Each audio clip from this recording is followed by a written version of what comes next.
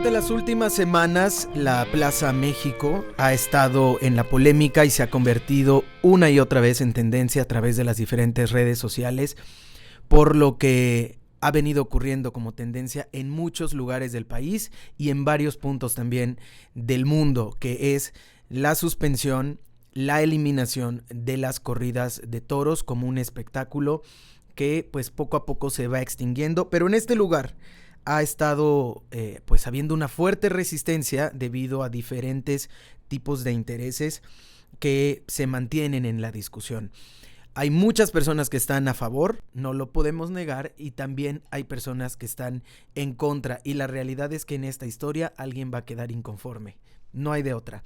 En esta ocasión me complace muchísimo saludar con nosotros en el falso debate a Beatriz Mora, quien es activista por los derechos de los animales y lleva un largo trabajo al respecto, específicamente en el municipio de Teocelo y en la zona de la capital de Veracruz, que es una zona pues que se ha transformado en estas tradiciones, con fiestas muy arraigadas, por supuesto vinculadas hacia el catolicismo, pero también hacia un fuerte impulso comercial y una, sí, tradición bastante arraigada en la zona. Beatriz, primero, muchas gracias por aceptar la invitación. Este es un espacio donde como periodistas nosotros ejercemos nuestro derecho a preguntar y también, pues, quiero decirte que te sientas muy libre de no contestar si es que se ofreciera. Okay. Beatriz, muchas gracias por aceptar. Gracias por la invitación. Bueno, primero, pues un poco cuéntanos cuál es tu relación con este tema. Platicábamos antes de que llegaras de que esto que ocurre en la Plaza México es un pretexto en realidad para hablar del tema profundo, que es lo que nos gusta hacer en el falso debate, y superar el debate que se queda en las redes sociales, ¿no? Que muchas veces puede ser nada más ahí estético, ¿no? Superficial y que no profundiza. ¿Cuál es tu relación con esto? Bueno, pues como bien dices, mi participación, mi incidencia ha sido en Teocelo, en la bioregión, en esta zona cercana a Jalapa, la capital del estado, y es específicamente que desde hace 20 años, porque justo estamos celebrando 20 años en esta actividad, pues hemos trabajado de manera organizada y de manera comunitaria el tema del bienestar animal. En un contexto rural donde nunca antes se había hablado de este tema, de lo que se relaciona con la protección o el bienestar de los animales, y donde pues el contexto incluso legal, jurídico, incluso hasta del lenguaje era otro hace 20 años. Hoy las cosas han cambiado enormemente y bueno, me atrevería a decir que pues sí, desde EPAT, que es esta organización que significa Educación y Protección Animal de Teocelo y que tiene ya 20 años, pues hemos aportado pues lo necesario para generar una cultura de bienestar animal en esta región, y eso implica muchos temas. Uno de ellos, por supuesto, es el tema de la tauromaquia. Platicamos un poco acerca del tema de los derechos como tal. ¿Pueden los animales tener derechos? ¿Es correcto que digamos que los animales tienen derechos? ¿Y desde qué perspectiva? Claro que sí. De hecho, hoy se habla del derecho ambiental, por ejemplo. Eso quiere decir que el ambiente, la naturaleza, el territorio tiene derechos. Y lo mismo ocurre con los animales. Por ejemplo, ahora pues existe una ley estatal de protección animal en muchos municipios, Teocelo es uno de ellos, hay reglamentos municipales de protección animal, el maltrato animal ya está tipificado como un delito en el Código Penal y hay un sinfín de leyes que cobijan a los animales y por supuesto que esto se traduce en derechos para estos seres. Y también me gustaría agregar que Veracruz es de los pocos estados de todo el país donde hay una fiscalía especializada en delitos de maltrato animal y ambiental y me parece que ese no es un tema menor. Entonces sí, los animales están protegidos legalmente y sí, por supuesto, tienen derechos. Y fíjate que incluso hace algunos años en Francia se le dio la categoría de personas no humanas a los animales, pero bueno, se les dio esta categoría legal. Y en las leyes de nuestro país también ha cambiado ese hecho, porque antes los animales solo aparecían en las leyes como cosas. Por ejemplo, si te atropellaban o envenenaban o asesinaban a uno de tus animales, pues había una reparación del daño, pero era como un pago monetario porque se consideraba un objeto, una propiedad. Y ahora eso ha cambiado. Incluso ya ni siquiera es bien visto que se les diga mascotas, porque eso está vinculado con una cuestión de objetualizar a los animales, ¿no? Hay otros términos como animales de compañía. Nosotros, por ejemplo, decimos siempre que los animales son familia. Entonces, pues claro que los animales son seres que sienten, que sufren, que están vivos, que pueden experimentar emociones, sentimientos, inteligencia y que tienen derechos. ¿Cuáles serían las claves para entender y para discutir? Porque de pronto se discute el tema de las corridas de toro desde un punto de vista económico, desde un punto de vista cultural, es verdad, desde un punto de vista a veces hasta religioso, ¿no? No debemos olvidar que es parte también de todo esto que nos deja la colonización, ¿no?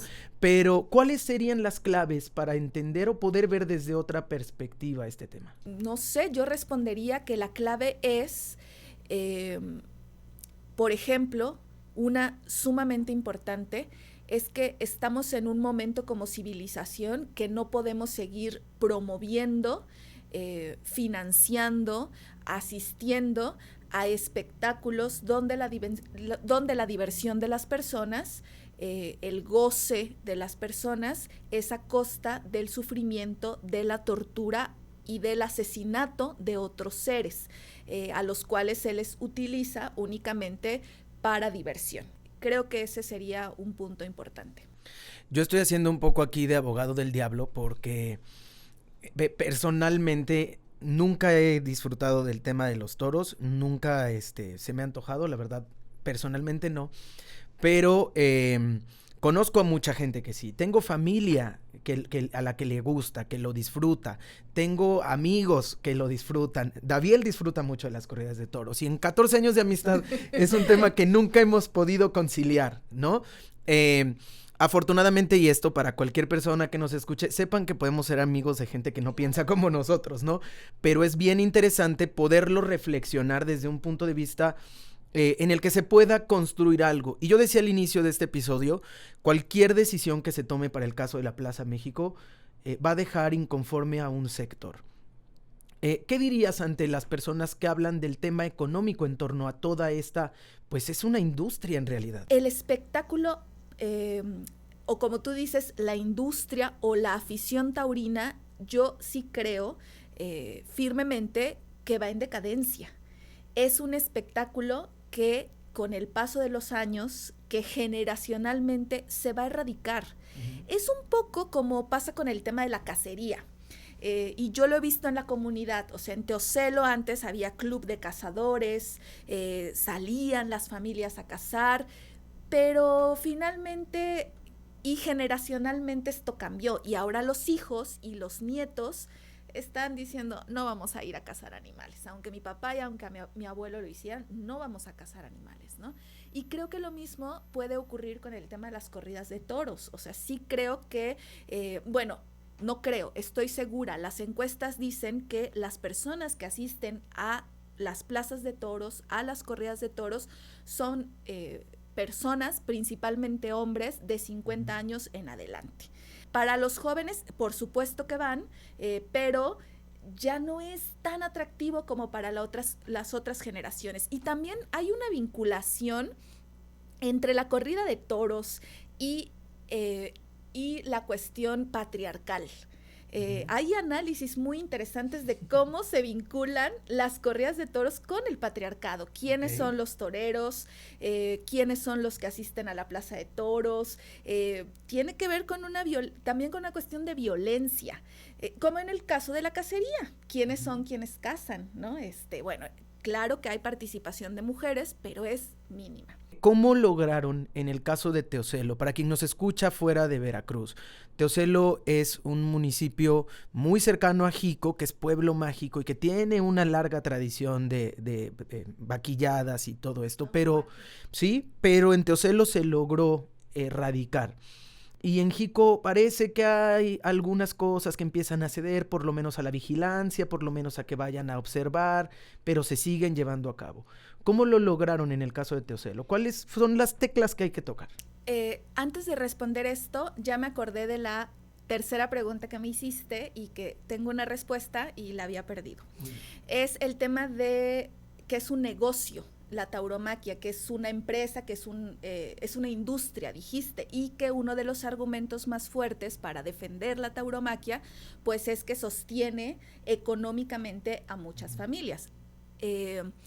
No estoy segura que sea completamente cierto ese argumento. También debemos mencionar que, fíjate, esto se me acaba de ocurrir, que es un espectáculo clasista.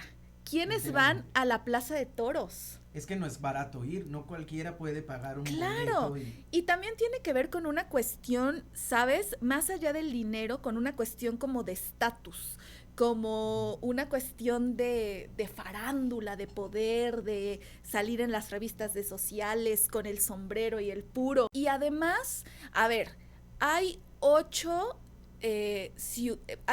países en todo el mundo donde todavía es legal la tauromaquia.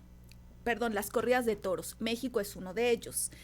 Y realmente la industria ganadera del toro de lidia no vive de las corridas de toros, porque ese es otro dato importante. Afortunadamente, cada vez en más estados de la República se van prohibiendo las corridas de toros. Entonces, ni siquiera creo que efectivamente sea una actividad que da miles y miles y miles de empleo o que mueve la economía de este país. Pero concediendo que así sea, vamos a suponer que es verdad.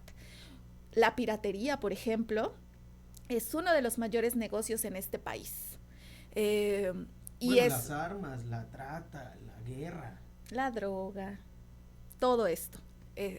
Y aunque el argumento lo concedamos y digamos, sí, es verdad, este es un gran negocio, eso no implica que se deba de seguir conservando.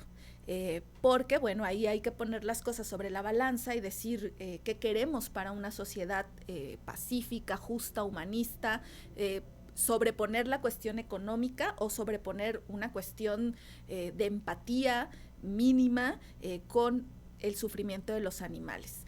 Justamente nos preguntan, te voy a leer las preguntas y tú nos vas diciendo, ¿no? Hablabas acerca de el clasismo que está presente dentro de las corridas de toros y nos pregunta justamente David, nuestro compañero y productor del espacio. El ballet Bolshoi también es clasista, entonces es más caro. El Cirque du Soleil también. Bajo esta perspectiva, ¿qué tradiciones deberíamos conservar? Y también plantea que si movimientos como el antitaurino es moralmente superior para determinar qué prácticas deberían y cuáles no conservarse. Yo diría que aquellas que no promuevan la violencia, aquellas que no el gozo, el disfrute, el placer, el espectáculo, los aplausos giren en torno a torturar y asesinar a otro ser, porque es que eso nos coloca en la edad del circo romano. Y hay estudios que demuestran que los asesinos seriales, por ejemplo, empezaron torturando animales y gozando con esa tortura. O sea, hay un placer en ver esa crueldad y perdón, pero eso es una corrida de toros. Aplaudir, gozar, disfrutar, brindar en torno al asesinato de un animal. Sí, no, termina, perdóname. Y lo de la superioridad moral, ya lo había escuchado. Todavía no entiendo por completo a qué se refieren. Me gustaría poder entender más la pregunta para poder dar una mejor respuesta. Lo que yo te diría es que, por lo menos en mi caso, hay una postura al respecto que me parece que hay suficientes argumentos jurídicos, legales, éticos, filosóficos que la sostienen, y que eso es lo que hacemos, argumentar, y entre los argumentos, es decir, lo que pensamos. Si eso nos coloca en una posición de superioridad moral o ética, no lo sé. Bueno, pues eso creo, y también creo que hay personas a las que legítimamente les gusta, les apasiona, y que ahí no ven nada de lo que yo comento. Ahí lo que ven es arte, ahí lo que ven es valentía, ahí lo que ven es valores, ahí lo que ven es un enfrentamiento pues sí, de dos seres que se están debatiendo la vida, y que es estético, y hacen referencia que hubo pintores y autores que plasmaban este arte. Entiendo que así lo ven y por eso defienden esa postura. Yo no lo veo. ¿Qué papel juega ahí el tema de la educación? Porque mira, otro de los falsos debates acerca de este tema se centra en que todas las personas digamos, todas las personas que asisten promueven la violencia. Y es que no somos una sola cosa. Como bien lo mencionabas hace un momento, puede ser que haya una persona muy aficionada a las corridas de toros y que disfrute de eso, y que no se atreva a maltratar a un perro o a un gato, o que ayude a rescatarlos, o que tenga animales de compañía y les dé una buena vida. No somos una sola cosa, y me parece que ahí es donde entra lo complejo de este problema, Beatriz. ¿Qué papel juega ahí entonces? Por ejemplo, no sé si es la educación, no sé si es la comunidad. ¿Dónde tendríamos que romper este falso debate? Porque creo que no somos una sola cosa. Pues yo creo que es multifactorial.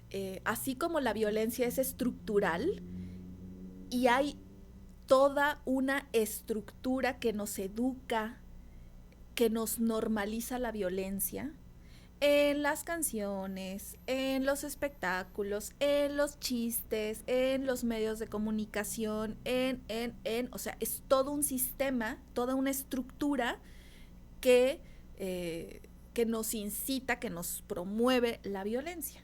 Entonces, así como hay toda una estructura, creo que no hay como un punto, y bueno, esto lo tengo demostrado en esta labor, es que no hay un punto que sea el que va a resolver, ¿sabes? No es un punto que resuelva, es multifactorial. Y entonces ahí es importantísimo la educación formal e informal, los medios de comunicación. Por ejemplo, El País, que es el periódico más importante de España, hace 2 años quitó de sus páginas la sección de la tauromaquia. Entonces, esos son avances, y es un avance en un medio de comunicación, ¿no? Ahora, otra cosa, la tauromaquia también es un negociazo, no es casual, es causal que Televisa y TV Azteca la estén defendiendo, pues porque da dinero, por supuesto, ¿no? ¿Quiénes son los empresarios taurinos? Pues es gente de mucho dinero y poder, ¿no? También eso es importante saberlo, porque eso ha sido pues también un punto fundamental para que la tauromaquia siga existiendo en este país con legalidad, porque jamás ha estado prohibida. Hubo un amparo que nos dio el gozo de que 20 meses no se pudieron realizar corridas de toros en la Plaza México. Pero no fue una prohibición, no estaba erradicada, simplemente estaban detenidas en lo que se resolvía por completo. Y entonces me parece que también la religión también juega un papel importante, ¿no? Como para decir, a ver, ¿de verdad queremos ofrendar? Hablo de Teocelo. Bueno, o de Jico, a María Magdalena. Una corrida de toros, una jiqueñada donde hay muertos, o sea, ¿eso queremos ofrendar? Y también creo que tiene que ver con una cuestión de familia, de educación, pero creo que lo más importante, y que me parece que es la clave, es una cuestión de empatía, es una cuestión de ponerse en el lugar del otro, y creo que eso es fundamental. Qué bueno que llegas a este punto, porque justamente iba a preguntarte si los animales entonces son iguales a las personas. Si merecemos lo mismo, si debemos gozar de los mismos derechos, del mismo bienestar, si los animales son merecedores de la empatía de los humanos. No, por supuesto que no somos iguales, pero es que tampoco somos iguales hombres y mujeres, ni mujer y mujer.